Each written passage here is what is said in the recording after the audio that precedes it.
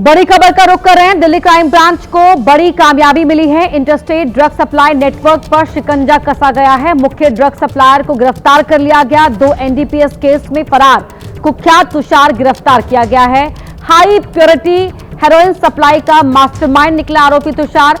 8 करोड़ से ज्यादा की हाई प्योरिटी हेरोइन सप्लाई का इस पर आरोप है। अवैध धंधे को छिपाने के लिए इसने बुटीक खोला हुआ था और बुटीक की आड़ में ये ड्रग्स का धंधा चला रहा था। तो अपने अवैध धंधे को छिपाने के लिए ही इसने बुटीक खोला हुआ था। ये बड़ी कामयाबी दिल्ली क्राइम ब्रांच को मिली है। आंध्र प्रदेश के पलनाडु जिले में बायोडीजल पंप पर आग भड़कने से हड़कंप मच गया, जहां पर शॉर्ट सर्किट की वजह से आग इतनी तेजी से भड़की कि इसे देखने वाले लोग खौफजदा हो गए। तस्वीर में आप खुद देख पाएंगे कैसे बायोडीजल पंप पर भीषण आग की लपटें उठती हुई दिख रही हैं, जिसे देखने के बाद आसपास के इलाके में अफरा तफरी मच गई। आग का विकराल रूप देखने के बाद लोग सहम गए, जिन्होंने फौरन ही फायर ब्रिगेड को इसकी जानकारी दी, जिसने मौके पर पहुंचकर आग बुझाने की कोशिश शुरू की। हालांकि आग की लपटों को देखने के बाद फायर ब्रिगेड कर्मचारी भी दहशत में आ गए, जिन्होंने कड़ी मशक्कत के बाद आग पर काबू पाया। ये बायोडीजल पंप रेंट चिंतला मंडल केंद्र में अवैध रूप से चलाया जा रहा था, जिसमें लगी हुई आग की जद में आने से एक शख्स गंभीर रूप से घायल हो गया, जिसे अस्पताल में भर्ती कराया गया और पुलिस इस मामले की जांच में जुटी हुई है।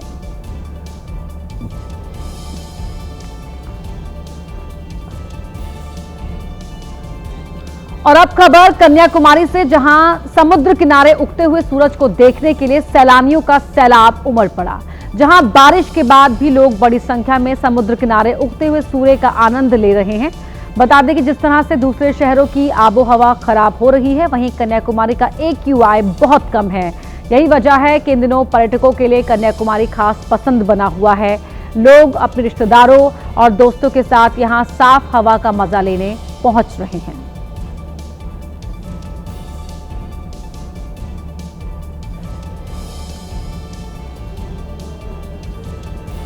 आंध्र प्रदेश के नंदियाल में उस वक्त हड़कंप मच गया जब हाईवे पर यात्रियों से भरी बस को एक बेकाबू लॉरी ने टक्कर मार दी और ये टक्कर इतनी भयंकर थी कि बस के परखच्चे उड़ गए। हादसे में 2 यात्रियों की मौत हो गई, वहीं 16 से अधिक यात्री घायल हो गए, जिन्हें मौके पर पहुंची पुलिस ने अस्पताल में भर्ती कराया। बताया जा रहा है कि मैत्री ट्रैवल्स की बस यात्रियों को लेकर जा रही थी, तभी कुछ यात्रियों ने शौचालय के लिए बस को रुकवाया। इसी दौरान पीछे से आकर एक तेज रफ्तार लॉरी ने बस को टक्कर मारी। टक्कर इतनी तेज थी कि किसी को समझने का मौका नहीं मिला। इन तस्वीरों को देखकर आप समझ सकते हैं कि टक्कर कितनी भयावह थी। इस हादसे में जिन 2 यात्रियों की मौत हुई है, उनकी पहचान बद्रीनाथ और हरिता के रूप में हुई है। फिलहाल पुलिस मामले की जांच कर रही है।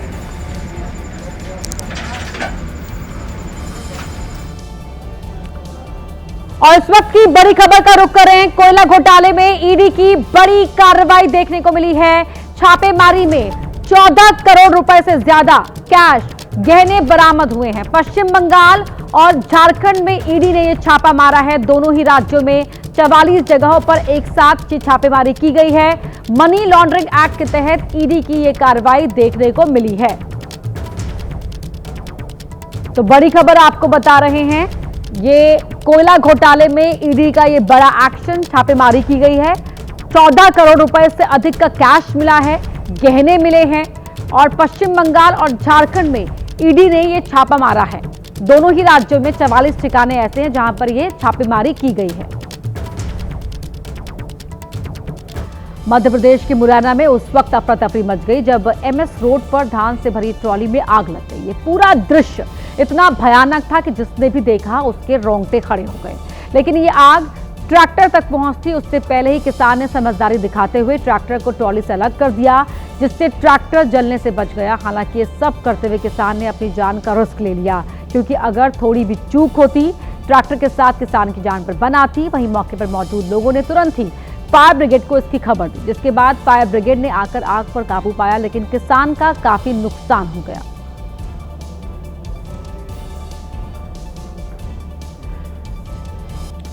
यूपी के रामपुर में पत्नी की हत्या करने के बाद आरोपी पति ने पुलिस वालों की नाक में दम कर दिया। आपसी विवाद के बाद आरोपी ने पहले पत्नी को गोली मार दी और फिर बच्चों को भी मारने की कोशिश की, जिसके बाद ऐसी जगह जाकर छिप गया जिसने पुलिस वालों की मुश्किलें बढ़ा दी।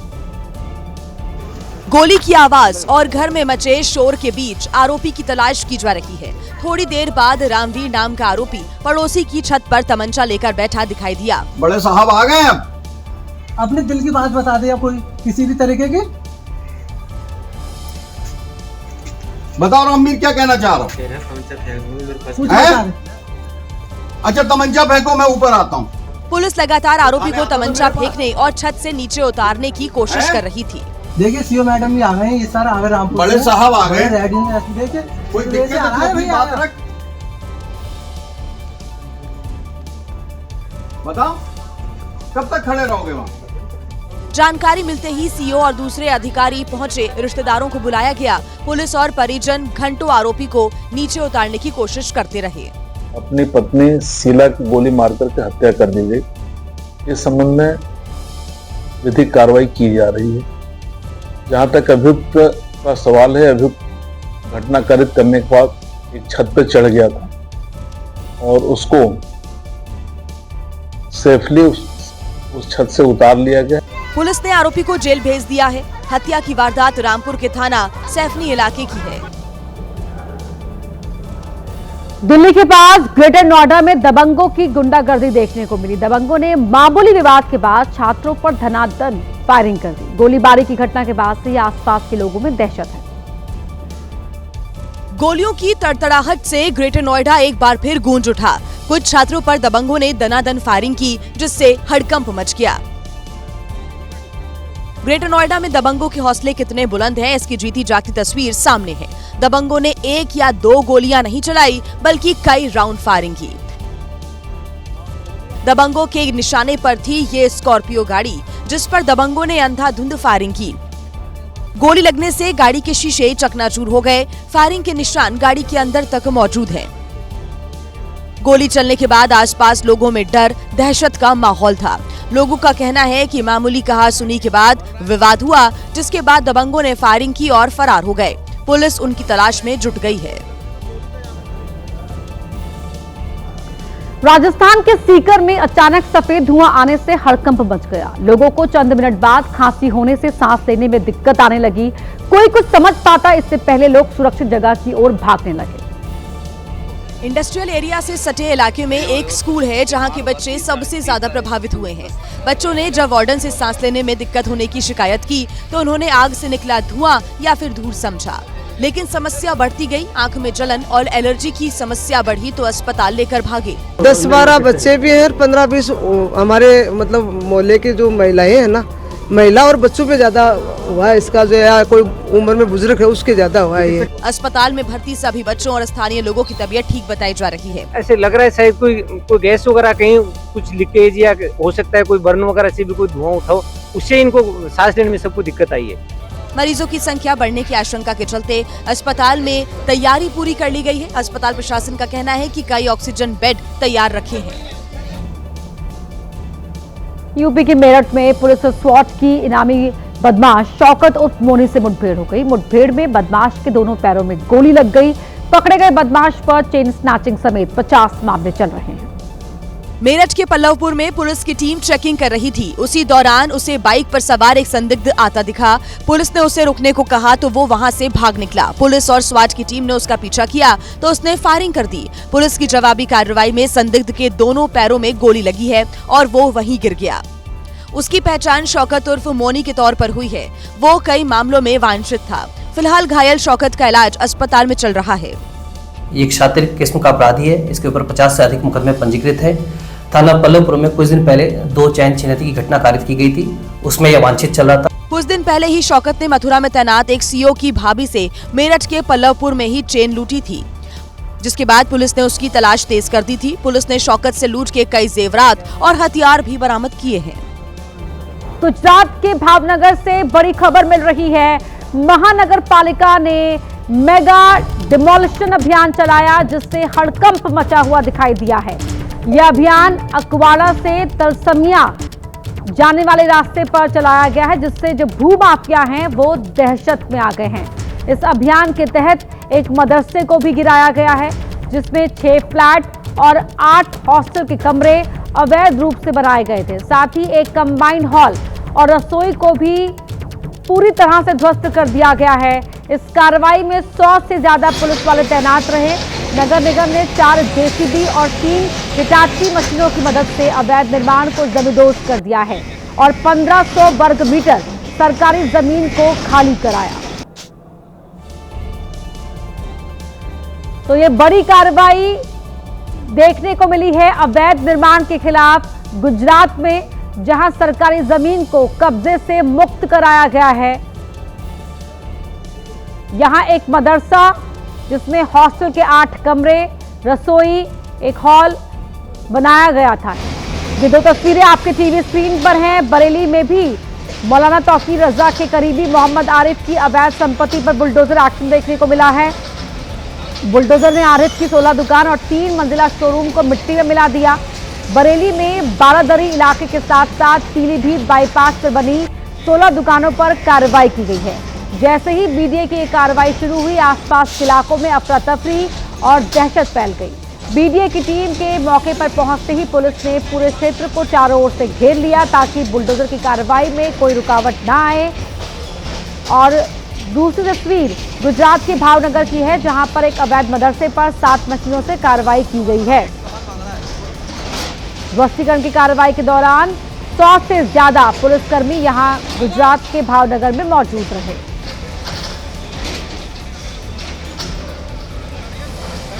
सरकारी जमीन को कब्जे से मुक्त कराया गया है। किस तरह से यहां पर अवैध निर्माण खड़ा किया गया था और अब उस अवैध निर्माण के खिलाफ यहां पर एक्शन देखने को मिला है। तेलंगाना के करीमनगर से हैरान करने वाला मामला सामने आया है। यहां एक महिला ने अपने नवजात को 6 लाख रुपए में बेच दिया। सीसीटीवी में दिखाई दी ये महिला अपने बच्चे को गोद में लिए जा रही है। इसी दौरान सड़क किनारे खड़ी कार में कस्टमर उसका इंतजार कर रहे हैं। पुलिस जांच में पता चला कि महिला आर्थिक तंगी में जी रही थी, इसलिए उसने 6 लाख में अपना बच्चा राय मल्लू और लता दंपत्ति को बेच दिया। पुलिस ने सीसीटीवी फुटेज के आधार पर बच्चे को बरामद कर लिया है। वहीं बच्चे की मां खरीदार दंपत्ति समेत 15 से ज्यादा लोगों के खिलाफ मामला दर्ज कर लिया है। भारत देश में आज भी ऐसी कई जगह हैं जहां अंधविश्वास का बोलबाला है। छत्तीसगढ़ के कवर्धा से ऐसी एक तस्वीर सामने आई जिसने स्वास्थ्य विभाग की भी पोल खोल दी। दरअसल कवर्धा के रेंगाखार गर्ल्स हॉस्टल में कुछ लड़कियां बेहोश होकर अस्पताल में गिरने लगी। सभी को सरकारी अस्पताल में भर्ती कराया गया, लेकिन हद तो तब हो गई जब इलाज के अभाव में शिक्षकों ने झाड़ फूंक से इलाज कराना शुरू कर दिया। युवक बेहोश लड़की को कभी पानी पिलाता तो कभी टोटका करता। जब पत्रकारों ने ऐसा करने की वजह पूछी तो उल्टा टीचर ने कहा कि इलाज और टोटका दोनों जरूरी है। आपको कैसे लगता है सब बाबा हनुमान ठीक कर देंगे, डॉक्टर ठीक करेंगे? बताइए आप जरा। डॉक्टर भी करेंगे, दोनों काम करेंगे। 3 छात्राओं के एक साथ बेहोश होने की घटना से छात्रावास की अन्य छात्राएं भयभीत हैं। वहीं अस्पताल में झाड़ फूंक की जानकारी सामने आने के बाद मामले पर सवाल उठने लगे हैं। तेलंगाना में 37 नक्सलियों ने हथियार डालकर आत्मसमर्पण किया, जिनमें सीपीआई-एम के 3 स्टेट कमेटी मेंबर भी शामिल हैं। सरेंडर करने वालों में छत्तीसगढ़ के भी कई नक्सली शामिल हैं। कुख्यात नक्सली कमांडर माडवी हिडमा के मारे जाने के बाद नक्सल संगठन को लगातार बड़े झटके लग रहे हैं। तेलंगाना में 37 सक्रिय नक्सलियों ने हथियार छोड़कर मुख्य धारा में लौटने का फैसला किया, जिनमें 3 स्टेट कमेटी सदस्य शामिल हैं। सरेंडर करने वाले 37 नक्सलियों में से 7 ने उनके पास मौजूद भारी हथियार भी पुलिस को सौंप दिए। इनमें एक AK-47, 2 SLR, 4 303 rifle, 1 G3 rifle और 346 जिंदा कारतूस शामिल थे। सुरक्षा एजेंसियों की सख्त रणनीति और तेजी से चल रहे एंटी नक्सल ऑपरेशनों के बीच जहां एक और कई मुठभेड़ हो रही हैं, तो दूसरी तरफ संगठन के भीतर आत्मसमर्पण की लहर तेज हो गई है। इसी के तहत तेलंगाना में 37 नक्सलियों ने राज्य के डीजीपी के सामने सरेंडर कर दिया। सरेंडर करने वालों में कई बड़े और लंबे समय से सक्रिय नाम शामिल हैं, जिन पर भारी इनाम भी घोषित था। इनमें से ज्यादातर भूमिगत थे और जंगलों में ही रहा करते थे। हथियार छोड़कर समाज की मुख्य धारा में शामिल हुए इन नक्सलियों को तेलंगाना पुलिस ने 1 करोड़ 41 लाख रुपए की राशि भी दी। दिल्ली का जवाहरलाल नेहरू विश्वविद्यालय एक बार फिर सुर्खियों में है। इस बार लेफ्ट समर्थक कुछ छात्रों ने गुंडागर्दी की, जिसका वीडियो वायरल हो रहा है। इस वीडियो के सामने आने के बाद ये सवाल उठ रहा है कि ये छात्र राजनीति है या फिर गुंडागर्दी। तस्वीरें जेएनयू कैंपस की हैं, जहां लेफ्ट समर्थकों ने जमकर हंगामा किया और तोड़फोड़ मचाई।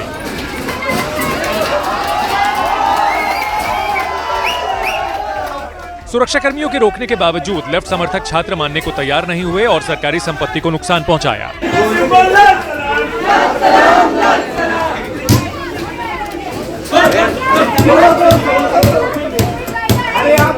बताया जा रहा है कि लेफ्ट समर्थक छात्र छात्राओं ने सेंट्रल लाइब्रेरी के प्रवेश द्वार पर लगी मशीनों को तोड़ने की कोशिश की और अब इसका वीडियो वायरल हो रहा है। बिहार की सियासत में इन दिनों जिस नाम की सबसे ज्यादा चर्चा है वो है दीपक प्रकाश। दीपक प्रकाश उपेंद्र कुशवाहा के बेटे हैं, जो कुछ दिन पहले ही विदेश से आए थे और अब मंत्री बन गए। दीपक प्रकाश ने आज पटना में औपचारिक तौर पर पंचायती राज मंत्री का कार्यभार संभाल लिया। विभाग के कर्मचारियों ने गुलदस्ता देकर नए मंत्री का स्वागत किया, लेकिन कुछ देर बाद ही दीपक प्रकाश वहां पर मौजूद पत्रकारों से उलझ बैठे। दीपक प्रकाश मंत्री तो बन गए हैं, लेकिन अभी वो ना ही विधायक हैं और ना ही एमएलसी। ऐसे में 6 महीने के भीतर उन्हें राज्य विधानमंडल के किसी एक सदन का सदस्य बनना होगा। प्रधानमंत्री नरेंद्र मोदी ने दक्षिण अफ्रीका में G20 शिखर सम्मेलन में दुनिया की तरक्की के लिए नया रोड मैप पेश किया। उन्होंने दुनिया के सामने बड़े प्लान रखे जो पारंपरिक ज्ञान, स्किल डेवलपमेंट, स्वास्थ्य और सिक्योरिटी पर केंद्रित है। पीएम मोदी ने अपने भाषण की शुरुआत दक्षिण अफ्रीका के ऐतिहासिक महत्व से की। उन्होंने महात्मा गांधी के सत्याग्रह आंदोलन का जिक्र करते हुए कहा कि ये भूमि जहां गांधी जी ने अहिंसा और समानता का संदेश दिया, आज वैश्विक एकजुटता का प्रतीक बनी है। पीएम मोदी ने G20 के सदस्य देशों से वैश्विक सहयोग की अपील की। भारत का ये भी मानना है कि स्पेस टेक्नोलॉजी से पूरी मानवता को लाभ हो, इसलिए Bharat G20 open satellite data partnership का सुझाव सामने रख रहा है। पीएम मोदी ने जलवायु परिवर्तन और प्राकृतिक आपदाओं को मानवता के लिए एक बड़ी चुनौती बताया। नेचुरल डिजास्टर्स मानवता के लिए बहुत बड़ी चुनौती बने हुए हैं। इस वर्ष भी प्राकृतिक आपदाओं ने दुनिया की बहुत बड़ी आबादी को प्रभावित किया है। इससे स्पष्ट है कि प्राकृतिक आपदाओं से निपटने के लिए ग्लोबल कोऑपरेशन को हमें और मजबूत करना होगा। पीएम मोदी ने वैश्विक चुनौतियों और एआई पर भी भारत का नजरिया साझा किया। पीएम मोदी ने आतंकवाद के खिलाफ वैश्विक एकजुटता पर जोर दिया। उत्तर प्रदेश के हापुड़ में एक स्कूल की प्रिंसिपल का वीडियो वायरल हो रहा है, जिसमें प्रिंसिपल 9वीं की छात्रा को जान से मारने की धमकी दे रही है। मामला पिलखुआ के VIP इंटर कॉलेज का है।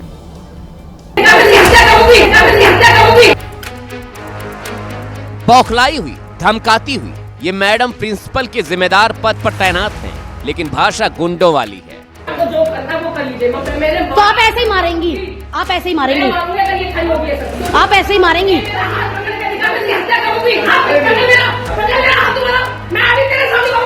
सुनो, अगर मेरी मैम मेरी बात सुनो, आप CCTV में मुझे दिखाओ। आप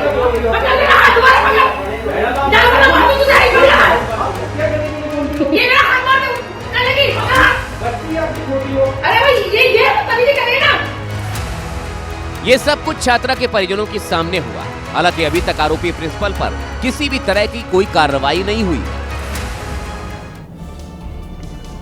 असदुद्दीन ओवैसी 2 दिन के बिहार दौरे पर थे। इन 2 दिनों में ओवैसी उन विधानसभा क्षेत्र में पहुंचे जहां से उनकी पार्टी के उम्मीदवारों ने जीत हासिल की है। सीमांचल से ओवैसी ने ऐलान कर दिया कि अभी तो सिर्फ शुरुआत है, पूरी पिक्चर बाकी है। याद रखो, सीमांचल जाग चुका है, सीमांचल जाग चुका है। अब बिहार का कोना कोना जागेगा इंशाअल्लाह ताला। जनसभा के दौरान ओवैसी ने नीतीश कुमार को शर्त के साथ समर्थन का भी ऐलान कर दिया। पटना में जो सरकार बनी है, हम उनको मुबारकबाद देते हैं और हम उनसे ये कहना चाहेंगे कि हम आपको पूरा ताउन देने के लिए तैयार है, बशर्ते कि आप सीमांचल की जनता से इंसाफ करें। ओवैसी ने अपने विधायकों को लेकर जब लोगों से बात की तो लोग जोश से भर गए। मुझे यकीन है कि बिहार की विधानसभा में हमारे 5 MLA जब जाएंगे तो शेर की तरह धाड़ेंगे और हुकूमत से सवाल पूछेंगे कि मेरी विधानसभा में यह काम क्यों नहीं हो रहा है। इस दौरान ओवैसी ने विरोधियों पर भी हमला बोला। जो लोग आज हमसे सवाल कर रहे हैं, मैं उनको कहना चाह रहा हूं, भाई साहब, कभी आईने में तुम्हारा चेहरा देख लो, तुम्हारा चेहरा बड़ा डरावनी नजर आता है चुनाव के बाद। आप हमको उंगली मत उठाओ, तुम देख लो कि तुम्हारी वजह से क्या क्या परेशानियां आती हैं। इस बार भी ओवैसी की पार्टी ने बिहार में 5 विधानसभा सीटें जीती हैं और बता दिया है कि उसे कमतर आंकना ठीक नहीं होगा। अल्लाह मुझे जब तक जिंदा रखेगा, मैं सीमांचल के लिए लड़ता था, लड़ रहा हूं और लड़ता रहूंगा इंशाअल्लाह ताला। बिहार में नीतीश कुमार ने गृह मंत्रालय क्यों छोड़ा, इसका जवाब अभी तक ढूंढा जा रहा है। एक तरफ जहां एनडीए के सहयोगी दल भी हैरान हैं, तो विरोधी इसे बीजेपी की चाल बता रहे हैं। गृह मंत्रालय सम्राट चौधरी को दिए जाने से जीतन राम मांझी भी हैरान है। कुछ कहा नहीं जा सकता है, एडजस्टमेंट की बात है। अभी तक हम लोग यही जानते रहे हैं कि गृह विभाग अपने पास चीफ मिनिस्टर रखते हैं। उधर कांग्रेस कह रही है कि नीतीश कुमार ने बीजेपी के सामने सरेंडर कर दिया है। समझ में आता है कि अब बिहार की स्थिति क्या होगी। कुछ दिनों के बाद भारतीय जनता पार्टी नीतीश कुमार को मुख्यमंत्री के पद से हटा करके अपना मुख्यमंत्री बैठाएगी। इस बीच सम्राट चौधरी ने अपराधियों को सख्त चेतावनी दी है। अपराधी के लिए ये बिहार नहीं है, बिहार से बाहर ही अपराधी को जाना होगा। इस मुद्दे पर सियासत कुछ दिनों तक चलती रहेगी, लेकिन गृह विभाग संभालना सम्राट चौधरी के लिए किसी अग्नि परीक्षा से कम नहीं है। यूपी के गोरखपुर से हादसे का ऐसा खतरनाक वीडियो आया है जो सड़क पर रफ्तार वाली मुसीबत का जीता जागता सबूत है। इसके चलते एक तेज रफ्तार कार पिकअप वैन से टकरा गई।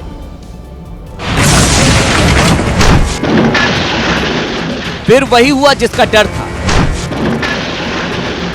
बिल्कुल फिल्म स्टंट के अंदाज में कार कई बार पलटती चली गई।